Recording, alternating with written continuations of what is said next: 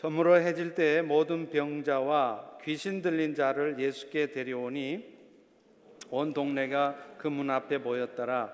예수께서 각종 병이든 많은 사람을 고치시며 많은 귀신을 내쫓으시되 귀신이 자기를 알므로 그 말하는 것을 허락하지 아니하시니라.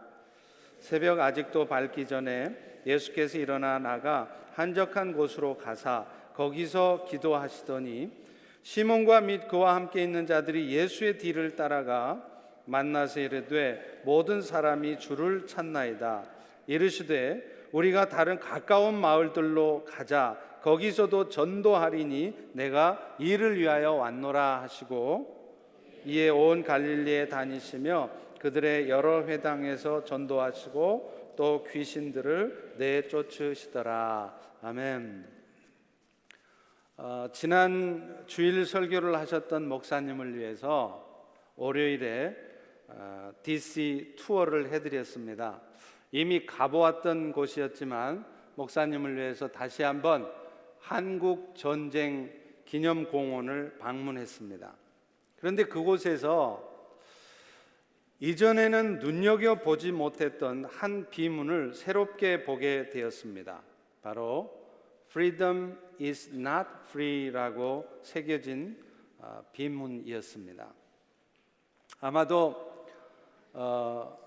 한국이 얻은 자유는 수많은 사람들의 희생과 수고의 결과인 것을 말하는 것일 겁니다.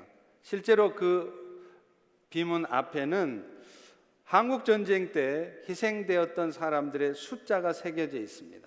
사진이 좀 흐려서 잘 안 보이시는데요. 유엔군 사망자가 바꿨네 사진을. 유엔군 사망자가 62만 8천 명. 그리고요 미군 사망자가 5만 4천 명입니다. 실로 어마어마한 희생이죠. 전혀 연고도 없고 한국이란 나라가 도대체 어디에 붙어 있는지도 모르는 그런 나라를 위해서 피 한 방울 섞이지 않은 한국을 위해서 그 고귀한 생명들을 희생한 사람들의 숫자였습니다. 그런 희생 위에 오늘날 한국이 있게 된 것입니다. 그런 의미에서 우리 한국은 유엔을 특별히 미국에 대하여 감사하는 마음을 잊지 않아야 할 것이라고 생각합니다. 근데 사실은요, 오늘 그리스도인들이 누리고 있는 자유도 마찬가지입니다. 그게 그냥 얻어진 게 아닙니다. 예수님의 십자가의 고난과 희생 위에 얻어진 것입니다. 하나님께서 예수님을 통해 우리에게 주신 은혜를 한마디로 말하면 자유라고 말할 수 있을 것입니다. 그런데 예수님께서 우리에게 자유를 주셨다는 것은 이제 우리는 모든 죄가 용서되어졌으니까 마음대로 죄 짓고 살아도 된다. 오늘 또 내 인생 내 거니까 내 마음대로 내 뜻대로 살아도 된다. 그걸 말하는 것이 아닙니다. 자유라고 하는 것은 죄 때문에 겪게 될 모든 고통으로부터 벗어나는 것을 의미하는 것입니다. 실제로 오늘날 사람들은요, 세상을 살아가면서도 부자든지 가난한 사람이든지 병이 있는 사람이든지 건강한 사람이든지 모두가 다 나름대로의 고통이 있어요. 돈이 있으면 걱정할 거 없을 것 같은데 건강에 염려가 있습니다. 또 육신이 건강하면 먹고 사는 문제가 있습니다.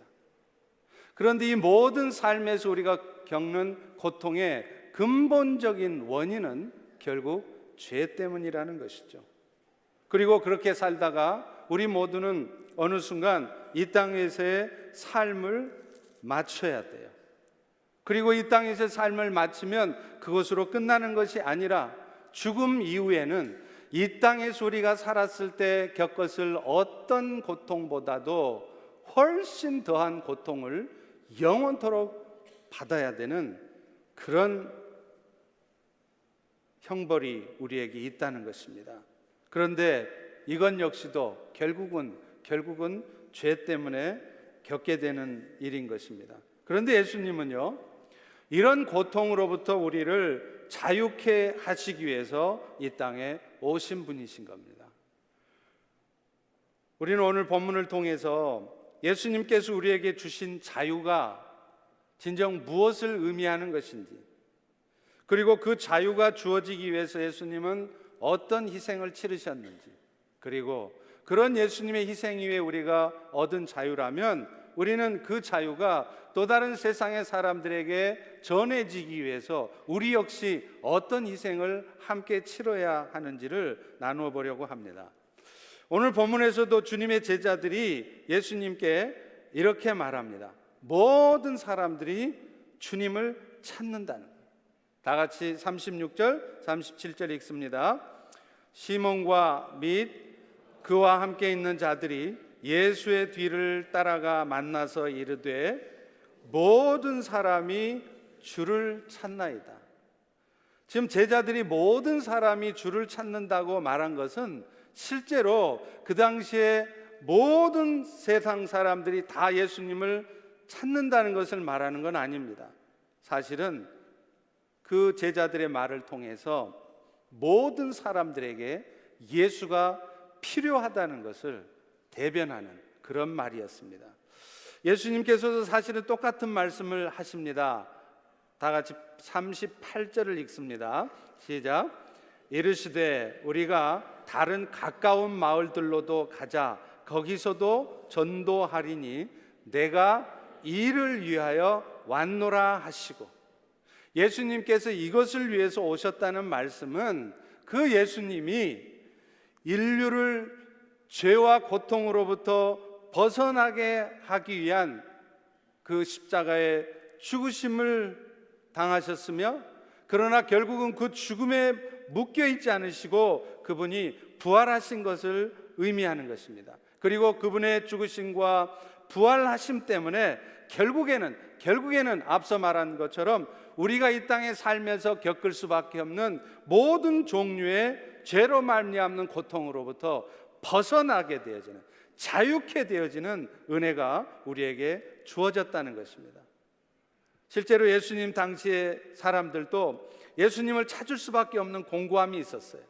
그들 가운데는 육신의 질병 때문에 힘든 사람도 있습니다. 또 어떤 사람은 먹고 사는 문제 때문에 어려움을 겪는 사람들도 있습니다. 그런데 알고 보면 그 모든 고통의 궁극적인 원인은 결국은 하나님의 지으심을 받은 인간들이 그 주인이신 하나님을 몰라보고 그 하나님을 떠나서 오늘 또 내 뜻대로만, 내 계획과 내 생각대로만 살면서 겪게 되는 고통이라는 것입니다. 여러분, 원래 죄라는 단어가 헬라어로는 하마르티아라고 합니다. 그 뜻이 뭐냐면 타겟, 관역에서 벗어났다, 이런 말이에요.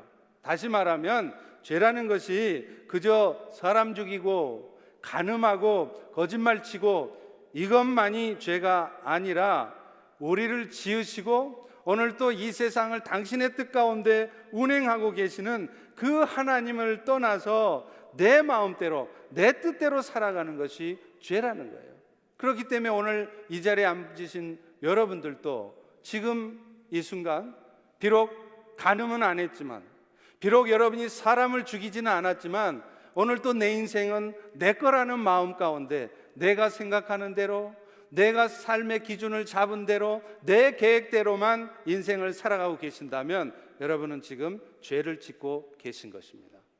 그리고 그 죄 때문에 우리는 이 땅에 살면서 이런저런 고통스러운 삶을 경험하게 되는 것이에요. 그러다가 로마서 6장 23절의 말씀처럼 죄의 싹은 사망이라, 육체적인 죽음을 맞게 되는 것이죠. 그런데 더 큰 문제가 있습니다.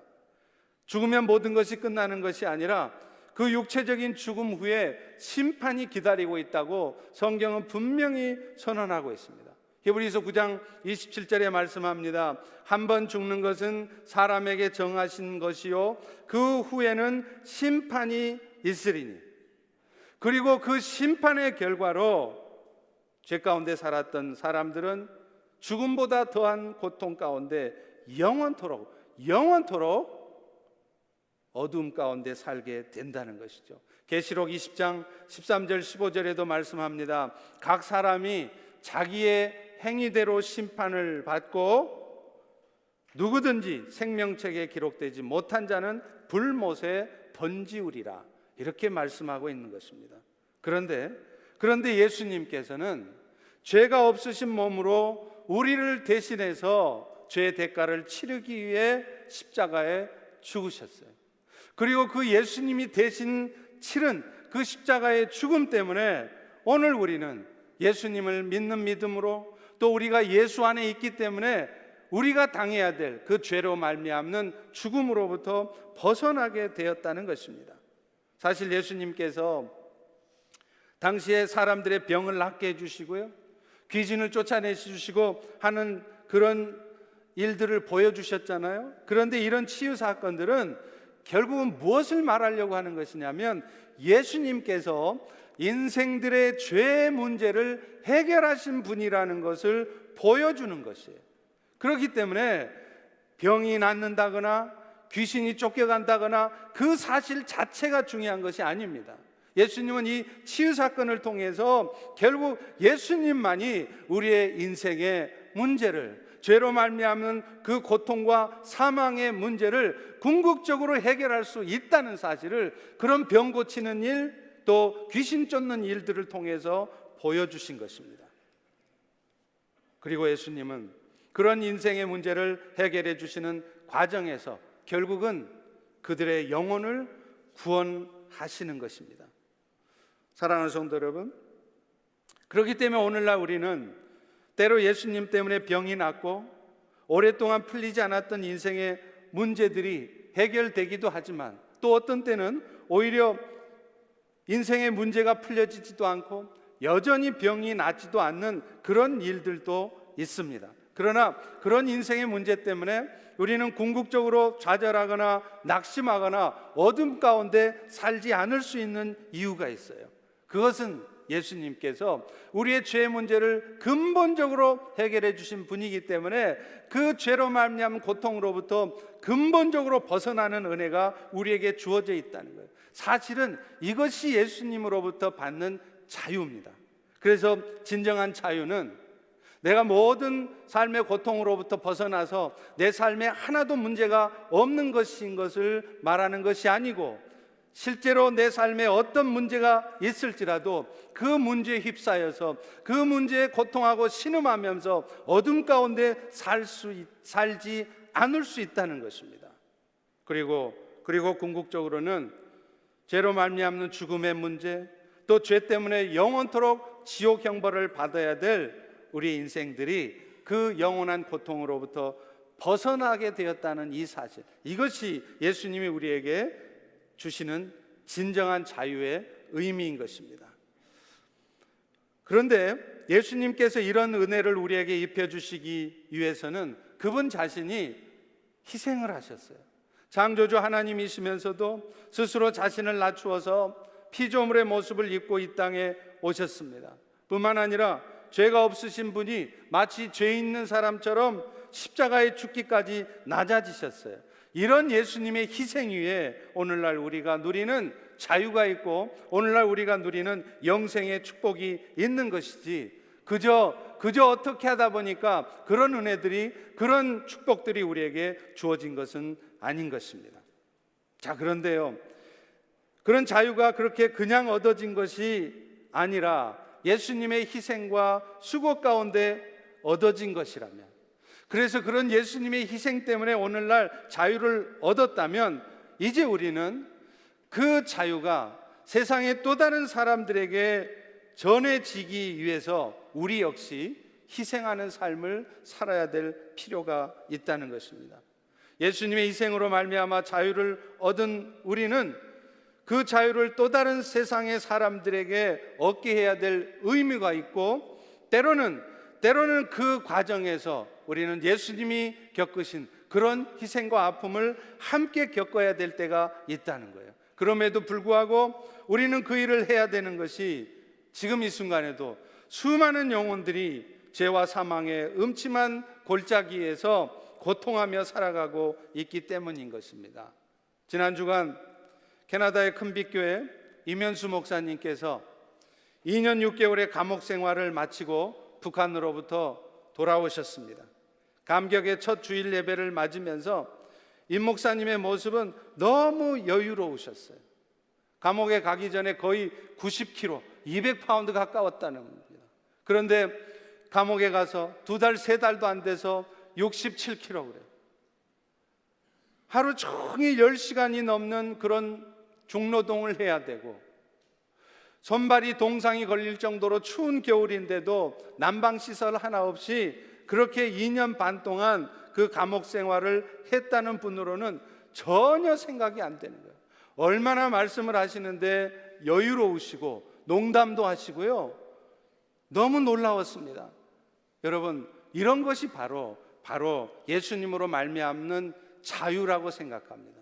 어떤 인생의 어둠과 고통이, 힘든 상황이, 두려워할 수밖에 없는 상황이 있어도 그 상황에 매몰되지 않고 그 어둠에 휩싸여 있지 않고 예수님이 주시는 자유를 만끽하며 누리는 모습, 이것이 바로 그리스도께서 우리에게 주신 자유의 의미가 아닐까 싶습니다. 그런데요, 이 이면수 목사님이 자신이 종신노동교화형을 받은 이유가 무엇인지를 알았다는 거예요. 처음에는 자기가 왜 잡혀야 되고 또 무엇 때문에 종신노동교화형을 받아야 됐는지 이유를 알 수 없었다는 거예요. 근데 나중에 그 이유를 설명을 해주더라는 것입니다. 그 이유가 뭐냐면 금수산 궁전에 대해서 폄하하는 발언을 했다는 것입니다. 아시다시피 금수산 궁전은 북한 사람들이 그야말로 우상처럼 떠받드는 곳입니다. 김일성 또 김정일의 시신이 보관되어 있는 곳입니다. 그런데 북한 당국자들은 이 이면수 목사님이 큰빛교회에 있을 때 설교하셨던 그 설교를 다 뒤졌다는 거예요. 다 뒤져서 이면수 목사님이 김일성, 김정일 시신이 보관되어 있는 그 금수산 궁전을 마치 우상의 본거지인 것처럼 폄하하는 발언을 했다는 것이죠. 국가의 존엄을 모독했다는 거예요. 최고 존엄 모독죄라는 거예요. 그것 때문에 종신형을 선고받았다는 것입니다. 안타깝게도 지금 이 순간에도 북한 땅에는 우리와 같은 민족인 2,500만의 동포들이 이 어둠의 골짜기 속에서 살아갑니다. 지금 이 순간 수많은 동포들이 억압받고 있고 굶주림 가운데 고통하며 살아가고 있습니다. 그들에게 이 예수님으로 말미암는 자유가 선포되어져야 되고 그 예수님으로 말미암아서 그 땅에 자유가 임해야 되는 것입니다. 어쩌면 저도 지금 전하는 이 설교 때문에 언젠가 북한을 방문했을 때 임 목사님처럼 그렇게 감옥에 잡혀가게 될지도 모르겠습니다. 그러나 그렇게 될지언정 그 땅에 예수님으로 말미암는 자유가 필요하다는 것을 우리는 인정하지 않을 수 없다는 것입니다. 사실 예수님께서 마지막 지상에서의 사역을 마치시고 승천하시기 직전에 이 땅에 남아있는 제자들에게도 유언 같은 남기신 말씀도 바로 그것이었습니다. 마태복음 28장 19절입니다. 그러므로 너희는 가서 모든 민족을 제자로 삼아 아버지, 아들과 성령의 이름으로 세례를 주라. 세상의 모든 사람들에게 나아가서 그들을 예수님의 제자로 만들라는 것, 이것이 우리에게 자유를 주신 주님의 명령이세요. 그렇다면 그 일을 위해서 우리가 할 수 있는 일은 무엇이겠습니까? 가장 먼저는 우리의 입술을 통해서 그 예수를 전해야 하는 것입니다. 로마서 10장 13절에 15절에도 이렇게 말씀합니다. 누구든지 주의 이름을 부르는 자는 구원을 얻으리라. 그런즉 저희가 믿지 않은 일을 어찌 부르리요? 듣지도 못한 일을 어찌 믿으리요? 전파하는 자가 없이 어찌 들으리요? 보내심을 받지 아니하였으면 어찌 전파하리요? 누군가가 가서 그 어둠의 땅에서 죄로 말미암는 그 고통 가운데 신음하고 있는 영혼들에게 예수를 전해야 된다는 것이에요. 그렇기 때문에 오늘날 우리 펠로우십 교회도 앞으로도 더 많은 선교사들을 아프리카로, 남미로, 중국으로, 세계 방방 곳곳에 보내야 됩니다. 그래서 이 예수의 복음이 그들에게 자유를 가져다 줄 수 있도록 우리가 마땅히 해야 되는 것입니다. 그런데 안타까운 것은 그렇게 우리가 입술로 복음을 전하는 것조차 결코 쉽지 않다는 겁니다. 오늘날 현대사회는 포스트 모더니즘이라고 얘기를 합니다. 이게 무슨 말이냐면 오늘날 현대인들은요, 모든 것을 상대화시킵니다. 그래서 절대 진리는 없다는 거예요. 이것도 맞고 저것도 맞을 수 있는 것이지 어느 하나 이것만이 진리다라고 주장할 수 없다는 것입니다. 그래서 현대인들은 기독교에서 말하는 절대 진리를 인정하지 않습니다. 왜 예수를 통해서만 구원의 통로가 있느냐? 부처에게도 이슬람의 마홈에게서도 구원은 있다고 말하는 것입니다. 그리고 예수에게만 구원이 있다고 말하는 기독교를 아주 독선적이고 타협할 줄 모르는 편협한 종교로 인정을 하고 있습니다. 그렇기 때문에 오늘날 우리가 예수를 전하면 모든 사람들이 그 예수를 받아들일 것이라는 생각을 버리셔야 돼요. 여러분이 앞으로 예수님을 전하면 앞으로 점점 더 세상의 많은 사람들이 그런 우리를 공격할 것입니다. 그런 우리를 적대시할 것입니다. 그러나 그럼에도 불구하고 우리는 이 예수를 전해야 하는 것입니다. 그것이 주님의 명령이고 주님으로부터 받은 자유를 받은 그 은혜에 보답하는 길이기 때문에 그렇습니다.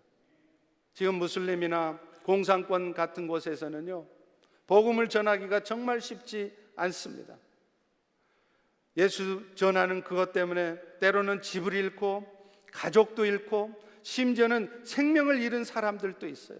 그러나 그들은 그 예수 전하는 일을 포기하고 있지 않습니다. 그리고 그것을 두려워하고 있지 않습니다. 왜냐하면 그들은 자신 안에 있는 예수님께서 주신 자유를 놓치지 않고 있기 때문에 그래요. 진정한 자유는 이 땅에서의 행복한 삶이나 이 땅에서 마음대로 사는 그런 삶이 아니라 영원한 생명 가운데 사는 삶이라는 것을 그들은 알고 있기 때문인 것입니다.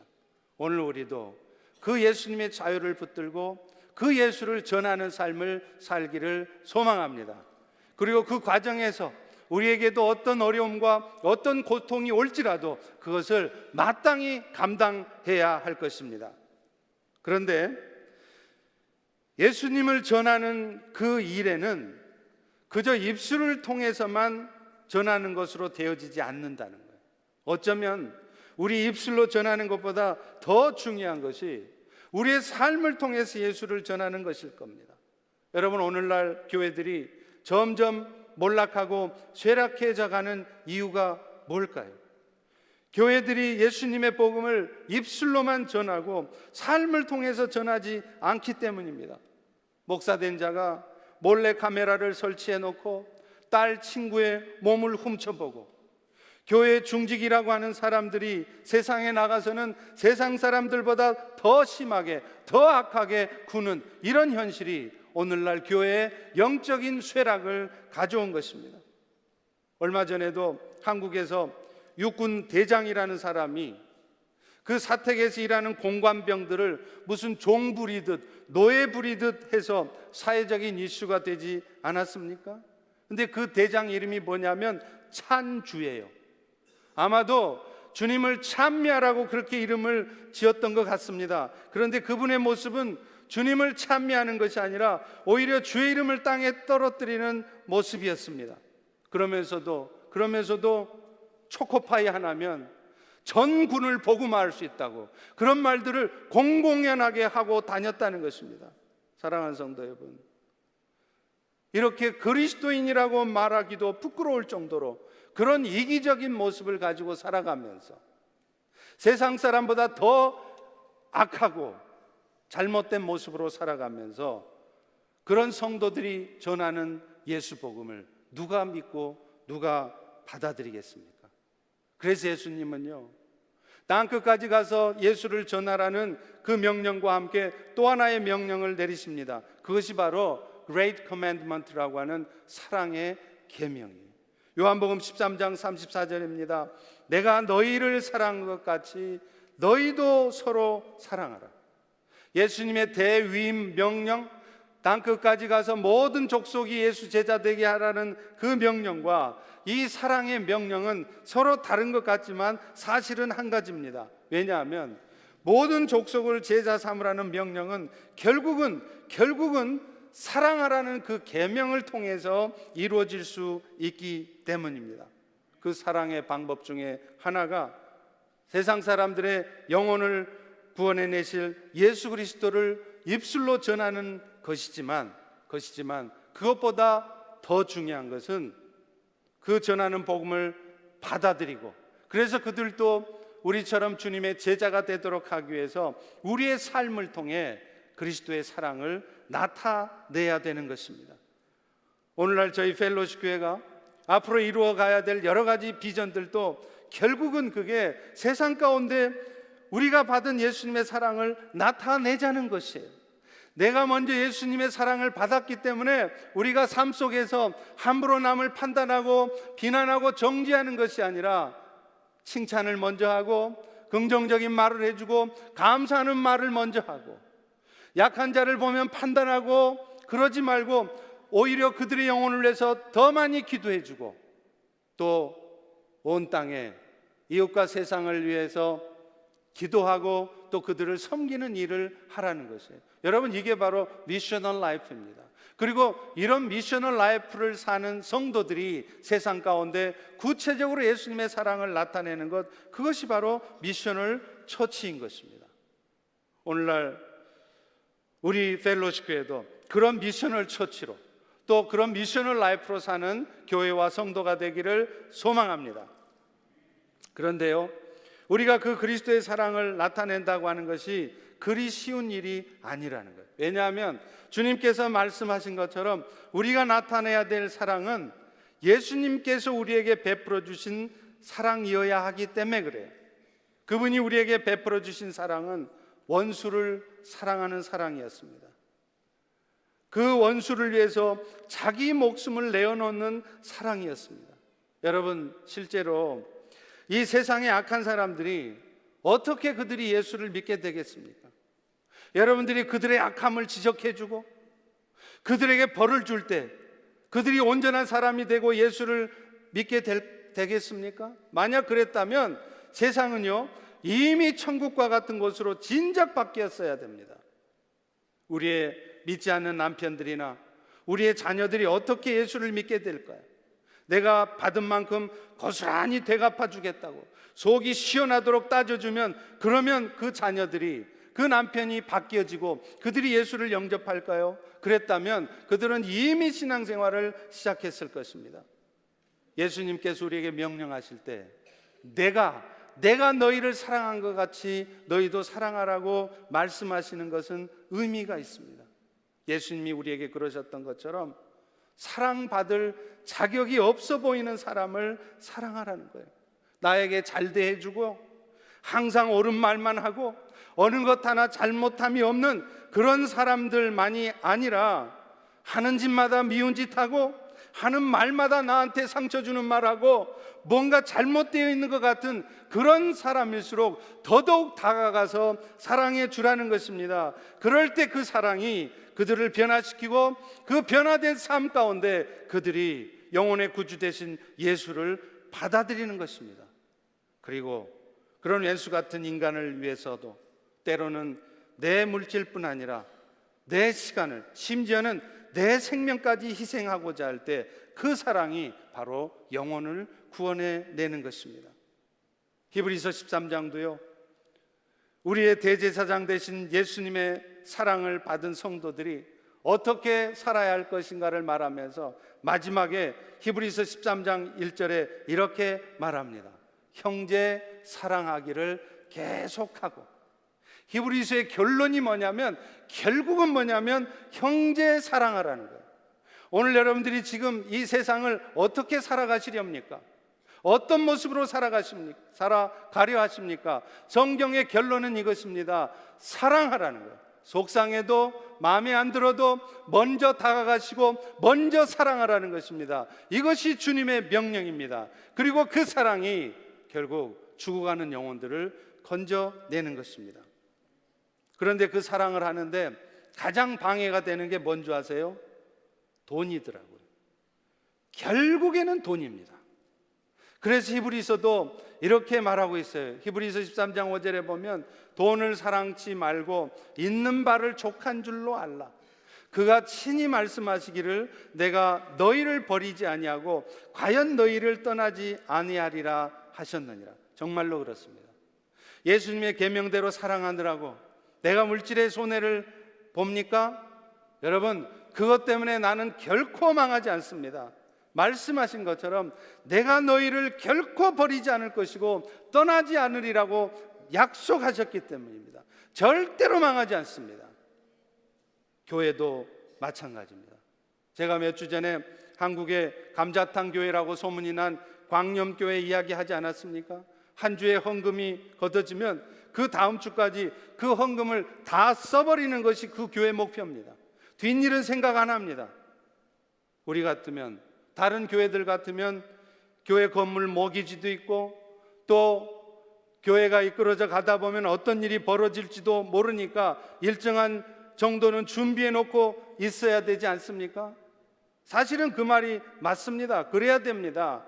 그것이 안전한 것입니다. 그런데 놀라운 것은요, 신기하게도 그렇게 살아도, 그렇게 교회를 운영해도 그 교회는 결코 망하지 않았다는 것입니다. 하나님이 더 채워주셨다는 것입니다. 무엇을 말하려는 것입니까? 우리도 광염교회처럼 헌금 걷어지면 그 다음 주까지 다 쓰자는 말 아닙니다. 돈 때문에 마땅히 해야 할 일을 하지 못하게 돼서는 안 된다는 말입니다. 왜냐하면 돈 없어서 결코 망하게 하지 않으실 것이기 때문입니다. 돈 때문에 걸려서 넘어지지는 않아야 된다는 것입니다. 오늘 여러분의 인생도 마찬가지입니다. 분명히 성령께서는 여러분의 심령에 말씀하십니다. 네가 희생해라, 네가 손해봐라. 그런데 그 손해보면 나는 어떻게 살라고요? 그런 마음이 여러분에게 드십니까? 그건 사탄이 주는 마음입니다. 결코 망하지 않습니다. 줘보십시오. 손해봐보십시오. 희생당해보십시오. 하나님께서 여러분에게 더 많은 것들을 채워주실 것입니다. 그리고 그 사랑의 계명을 지키고자 할 때 우리가 정말 기억해야 될 것이 또 하나가 있어요. 그것은 사람과 악한 영의 역사를 구분해서 보라는 거예요. 사람을 미워하지 말라는 거예요. 그 사람 속에 역사하고 있는 악한 영을 미워하라는 것입니다. 여러분, 워룸이라는 영화 보셨습니까? 안 보셨으면 꼭 보십시오. 반드시 보십시오. 이 워룸이라는 영화는 어떤 흑인 여자가 남편이 바람 피우고 못된 짓을 하니까 그런 남편하고 같이 안 살려고 하는 거예요. 각방 쓰고 남편 미워하고 남편 원망하고 그렇게 살다가 이 흑인 여자가 어느 신실한 그리스도인 할머니를 만납니다. 그리고서 그 어둠의 세상으로부터, 그 어둠으로부터 벗어나는 얘기예요. 그때 그 신실한 노자매는 이렇게 말합니다. 에베소서 6장 12절의 말씀이에요. 당신이 지금 싸우고 있는 싸움은 남편과의 싸움이 아니라 지금 이 순간에도 남편의 마음을 음란하게 만들고 있는 악한 영들과의 싸움이고, 또 그런 남편을 보면서 당신의 마음까지 어두워져 있는 당신 자신과의 싸움이라고 그렇게 말을 하는 것입니다. 여러분, 지금 이 순간에도 우리의 마음을 힘들게 하는 지체를 볼 때 그 사람과 그 사람 안에 역사하는 악한 영을 구분해서 보십시오. 그렇지 않으면 여러분은 반드시 사탄의 속임수에 넘어갑니다. 물론 누군가가 연약하고 때로는 악한 모습을 보이고 있다면 1차적으로는 그런 연약하고 악한 모습을 보인 그 사람에게 책임이 있습니다. 그 자신이 영적으로 깨어 있었다면 그런 악한 영의 역사에 휘둘리지 않죠. 마음을 빼앗기지 않죠. 그렇지만 우리가 영적인 분별력을 가지고 사람을 보면 그 연약한 지체가 그렇게 밉지만은 않을 것입니다. 어느 순간 그 연약한 지체가 지극히 불쌍해 보이고 지극히 안타까운 마음이 들게 될 것입니다. 그럴 때 우리는 비로소 그 연약한 자를 사랑할 수 있고 그 연약한 자를 위해서 기도해 줄 수 있고 심지어는 축복해 줄 수 있는 것입니다. 여러분, 바로 이것이 우리가 받은 자유를 세상에 전하기 위해서 우리가 겪어야 되는 희생이고 아픔입니다. 근데 문제는 그게 그렇게 쉽지 않다는 거죠. 어떻게 해야 될까요? 이 대답 역시도 예수님의 모습을 통해 찾을 수 있습니다. 우리 다 같이 35절을 읽습니다. 시작.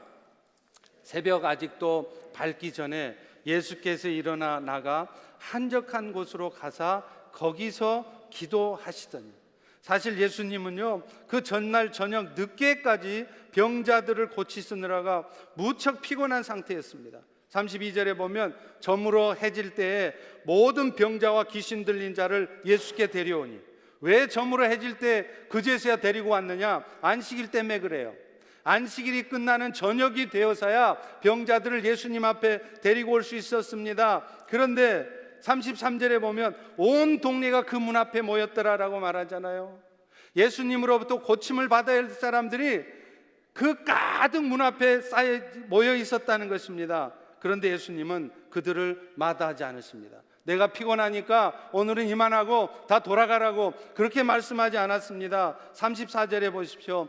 예수께서 각종 병이 든 많은 사람을 고치시며 많은 귀신을 내쫓으시되, 얼마나 피곤하셨겠어요. 밤늦게까지 그 일을 하느라고 얼마나 피곤하셨겠습니까? 그런데 그 다음날 아침 예수님은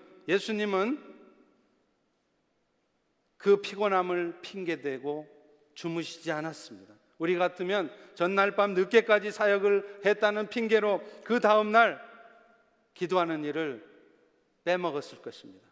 사실 저만 해도 그렇습니다. 제가 항상 그렇게 바쁘지만은 않습니다. 그런데 어떨 때는요 거의 매일 저녁 사역이 있을 때가 있습니다. 지난주도 주일을 포함해서 하루도 빠짐없이 사역이 있었습니다. 예배를 하든지 신방을 하든지 무슨 회의를 하든지 성경 공부를 하든지 2주가 넘도록 매일 저녁 사역이 있었습니다. 그럴 때면 저 역시도 그 다음날 새벽 기도하고 싶지가 않아요. 그냥 쉬고 싶습니다. 그러나 그럴 수가 없습니다. 왜냐고요? 예수님도 그 전날 밤이 늦도록 사역하셨지만, 많이 피곤하셨지만 그 다음날 아침 일찍 날이 밝기도 전에 한적한 곳에 나가서 기도하셨다고 말씀하기 때문입니다.